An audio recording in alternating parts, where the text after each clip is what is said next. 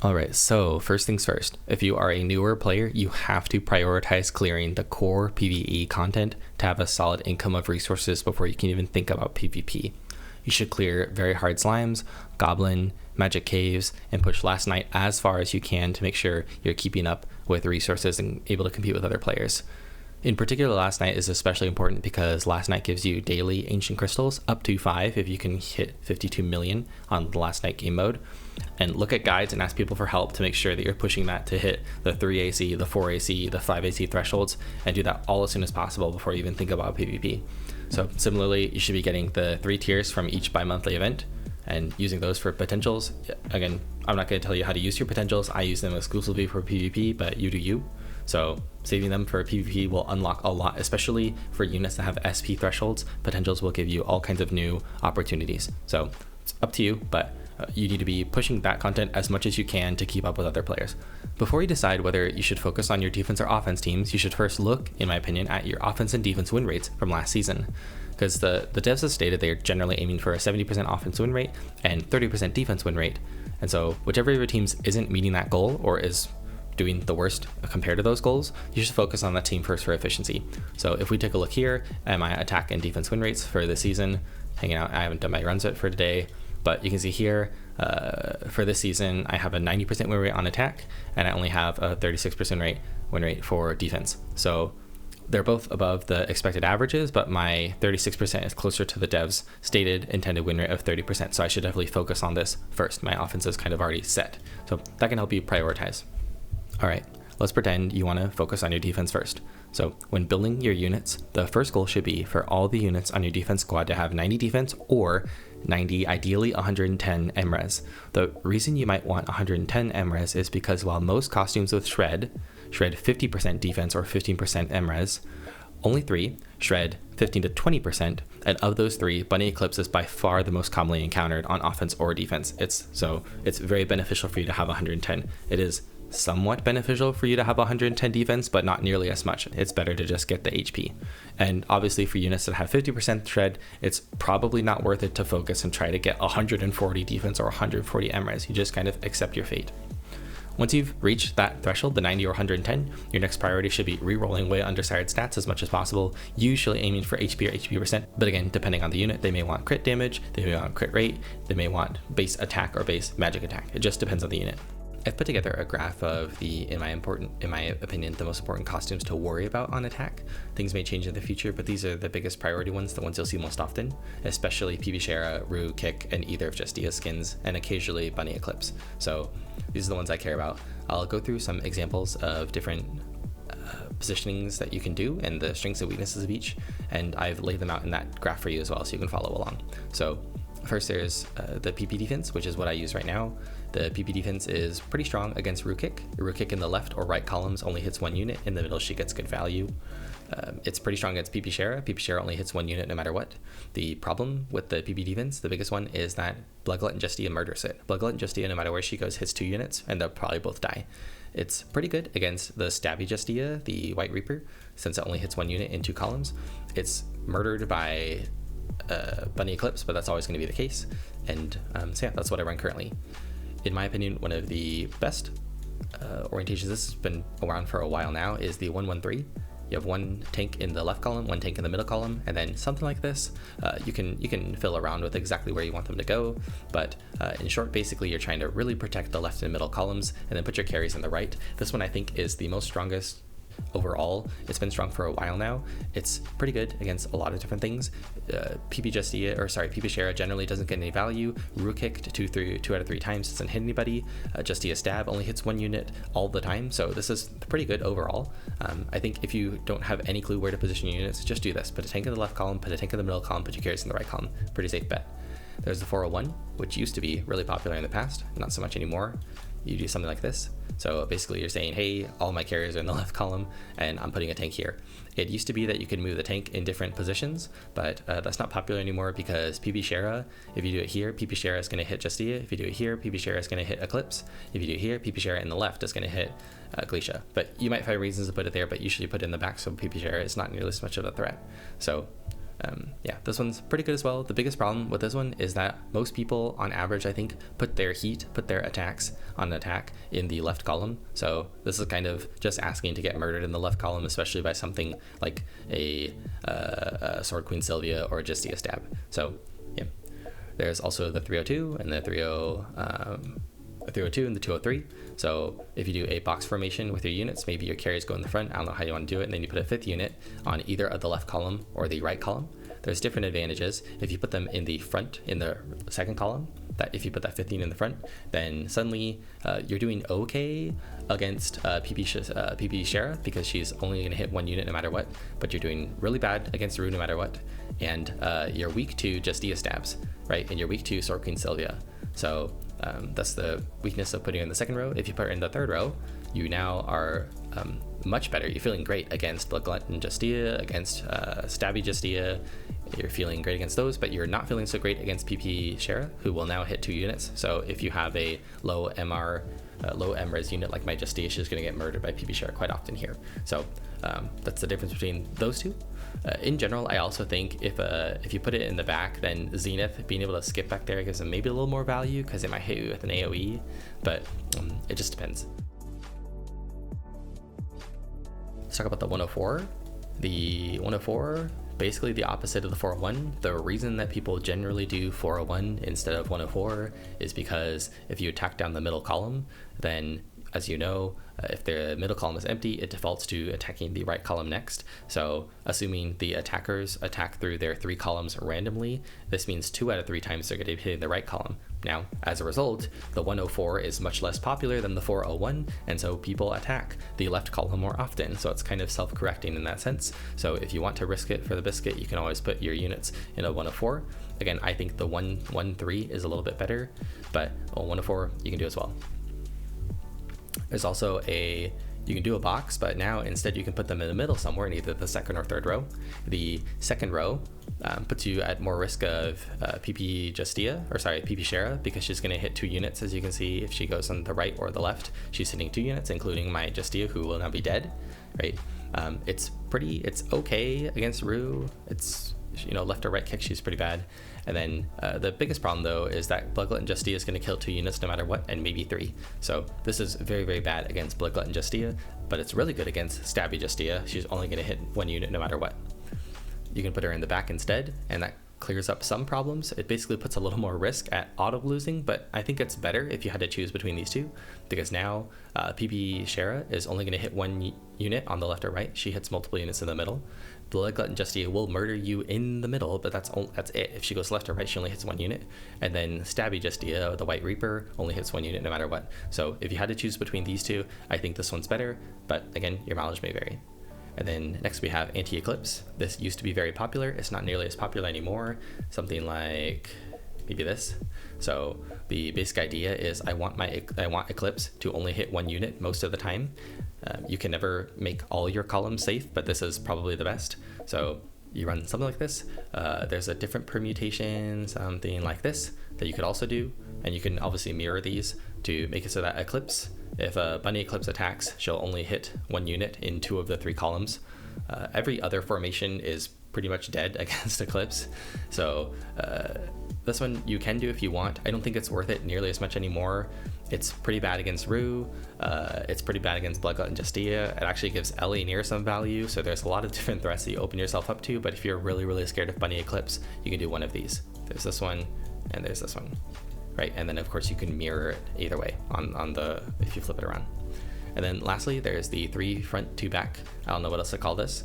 I've seen some people run this. I think they're crazy, but this is basically saying I am not afraid of Blood Glutton Justia, and I am not afraid of Eclipse, and I am not afraid of Ellie, but I am very afraid of PP Shara, I am very afraid of Sword Queen Sylvia, and I am very afraid of the Justia stab. So this is basically going all in on some and saying if you're running those costumes, I'm going to win, and if you're running those other costumes, I'm 100% going to lose. So you can run this one as well if you want. You can also move this guy in the back. It doesn't really make much of a difference. So you're just kind of scared of certain things and not scared of others. So again, I put that in a graph for you guys.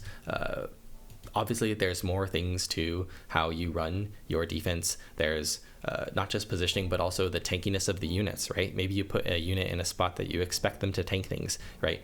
Maybe you're afraid you're in something that's weak to Rue Kick, but you have put lower HP units in the front, so it's not nearly as threatening when Rue kicks. There's lots of ways you can get around these weaknesses, but it's useful to know kind of what your options are and what the strengths and weaknesses of them are. So again, I hope that you find that graph helpful.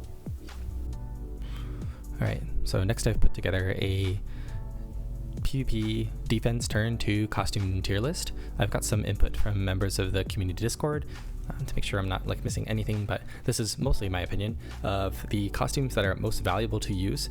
Before I go into this, I want to preface this that a lot of units, their value is in their tankiness. So units like Glacia, like Leclis, like Therese, even if you don't have super high dupes of their costumes, if you can make them tanky enough, they can give most of their value on turn 1.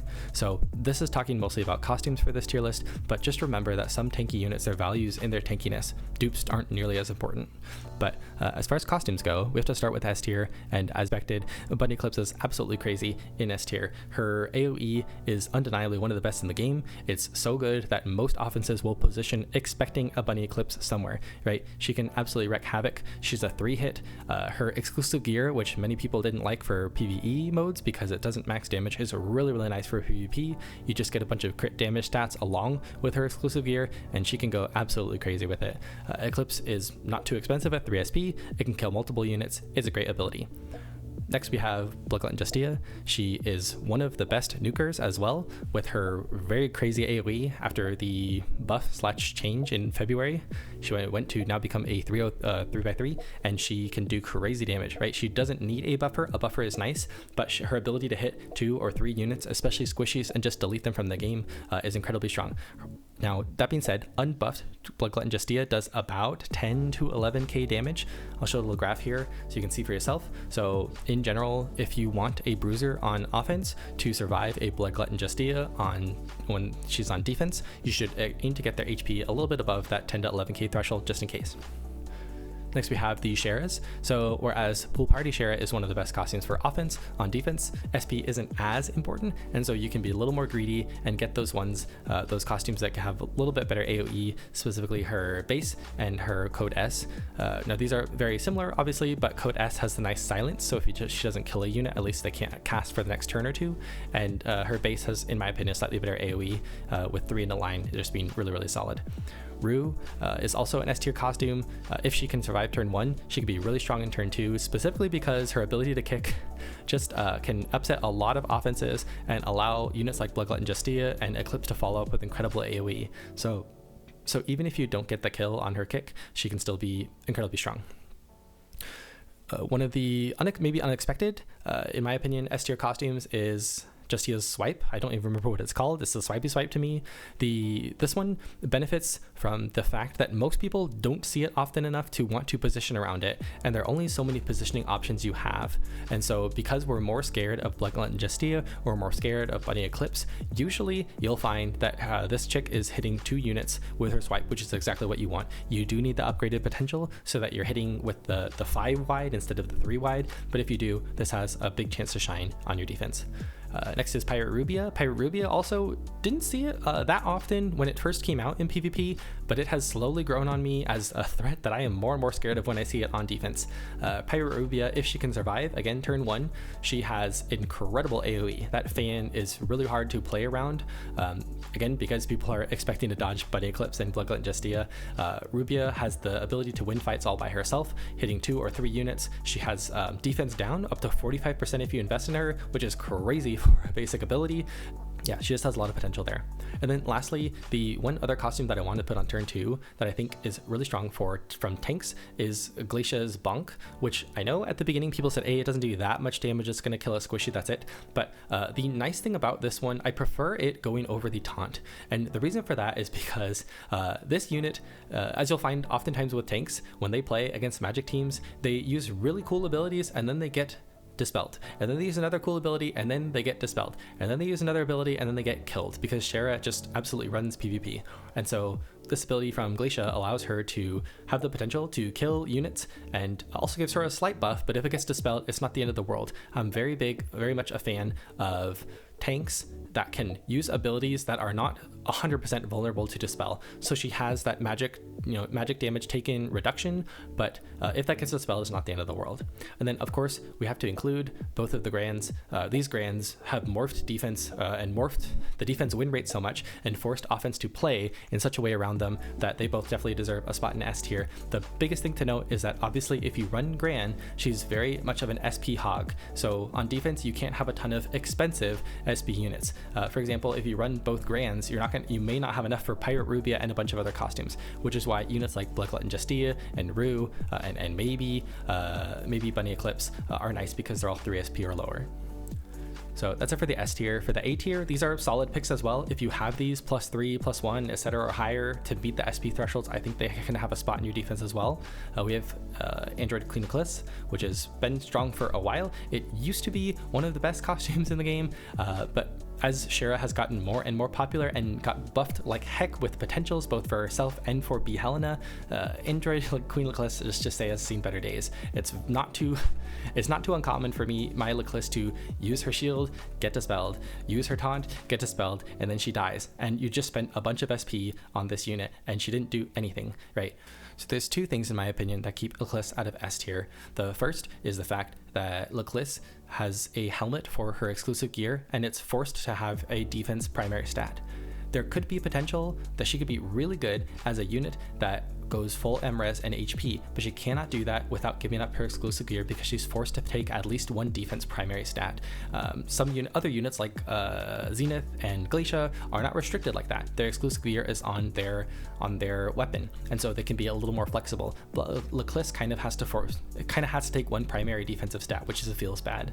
So otherwise, I think she could be one of the best units to counter a Shara, right? Even though she gets dispelled, she doesn't really care, right? She'll just sit there and not die. Yeah. The other thing that holds Eclipse back is just how common Shara is. As I mentioned, she just absolutely wrecks tanks with her dispel, and there's not much Eclipse can do about it. She's not aggressive. She's a little too passive for my tastes. Next in line, we have Alec.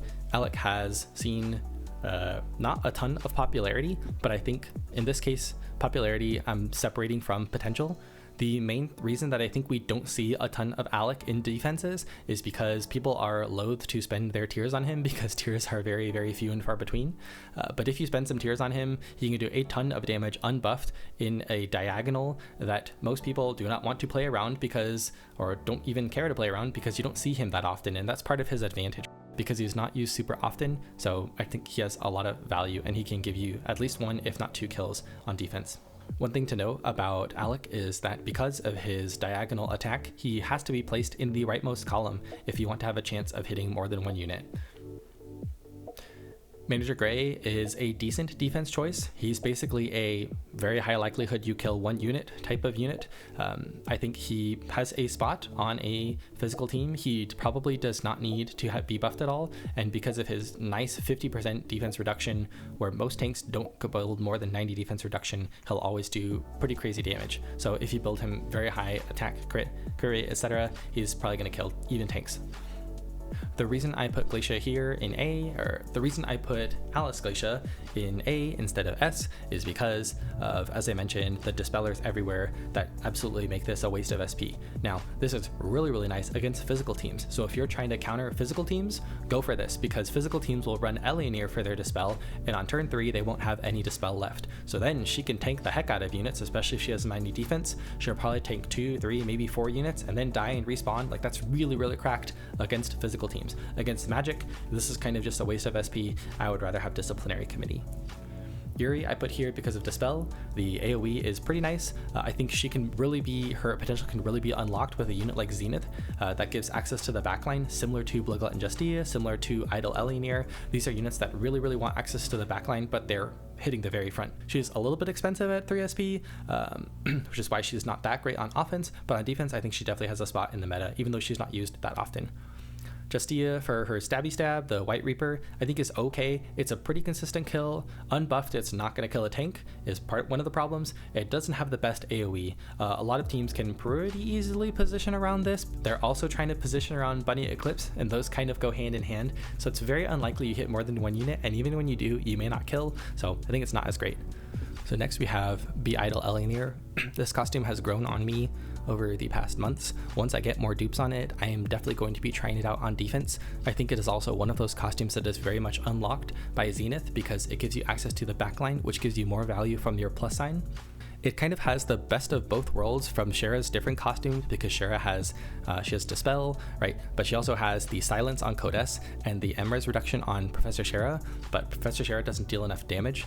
Idle Elinir has crazy damage similar to Shera, and she has defense reduction, and she has a Silence. Like, that's crazy on one costume. It's a little bit expensive, but again, on defense, if you're not running Gran, you probably have enough SP. I want to try it out once I get more dudes on her. Next we have Therese. In my opinion, Therese is the best buffer on defense hands down, and that's because she also can double as a tank, and you really need tanks on defense because people bring absolute hell.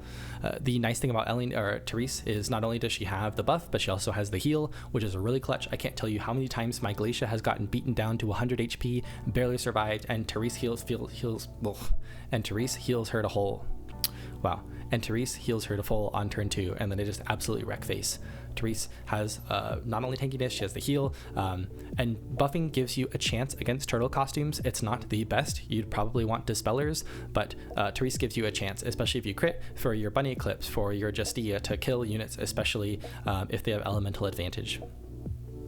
Olstein, I think, belongs in the meta right now. He's not very rare, he's not very commonly used, but I think he definitely has a place. The biggest use case for Olstein is to counter Shera, and counter Shera he does for several reasons. One, Olstein has elemental advantage, and he's naturally tanky, and he's an MRes unit, right? So him standing across from Shera, he's one of the few units that can fully tank a B Helena buffed Shera that fully crit 3 times. Like, he can do that. And he can also silence. I think his silence costume is better, right? Silences for a couple turns, gives him a ton of SP, has great AoE. It's not going to deal any damage, but his job is just to neutralize the heck out of Shera, and when he silences her, she can't use a spell on turn 3, which makes her really, really strong. As usual, I think Olstein is a little bit limited by tiers and the fact that he's a dude. I think people just haven't tried him out enough. I think he definitely has a spot in this meta as long as Shera is incredibly popular on offense, as she already is.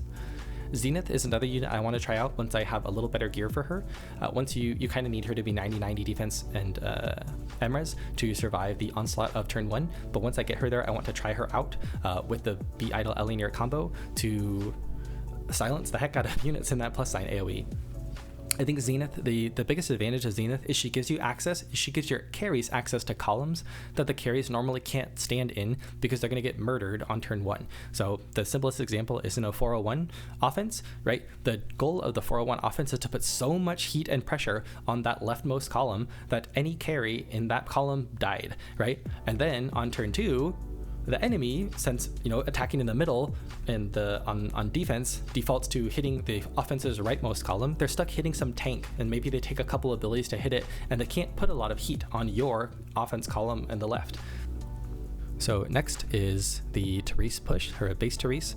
I think her buff is slightly better because it helps more against turtles, which has become more and more popular, but I think base Therese has continues to have a place in the meta because she can, especially with her potential upgraded AoE, so that you are very likely to hit 2 units and disorient the enemy's position, reposition their units so that a unit like Justia or Eclipse can come in and absolutely clean house. So I think Therese is fun. It's a little bit rolling the dice, right? You might not hit more than 1 unit, but similar to Justia's swipe and similar to Idle, what is that chick's name? What is it? Idle Yuri. Similar to Idle Yuri, you're very likely to hit more than 1 unit because of how offense is positioned. Then for B and C tier, I'll briefly cover why these costumes aren't great. They're okay, I just think there are better options currently. Rafina has a nice nuke with her upgraded AoE. She's the same as Eclipse. The problem is she's single hit. So while Eclipse can be a little greedy, she doesn't need full 100% crit. Rafina, you kind of gotta go 100% crit because you don't want to hit a unit and not crit. So she has to lower her average damage so that she gets more consistency because it's a single hit. Justia, her Kendo is Probably the worst of her costumes because she's not likely to hit more than one unit. It's okay, might be better than Stabby Stab in some cases. I don't think it's great. B. Helena and Rue are nice as buffers. If they can survive turn 1, I think they can be strong. They just have a harder time surviving turn 1 than a unit like Therese does, especially because they will never have elemental advantage on defense. So it's never like a unit's going to hit B. Helena and B. Helena takes less damage, whereas Therese gets that value against any fire unit, right? So these units I think are slightly worse. They're okay. If they can survive turn 1, they can be great. Both of Cher's other costumes are okay. I think they just have better options with the her base and her code S. Alec, similar to, it's the same as just Sia Stab, just a little bit stronger, cost more SP. It's okay. If you have an Alec, I think this would be good for turn 4, but probably not the best for turn 2. Okay, next we have Base Eclipse. Base Eclipse is pretty nice. It also has the SP reduction that Bunny Eclipse does, which is again one of the things that makes Bunny Eclipse absolutely crazy, is it gimps the enemies turn 3.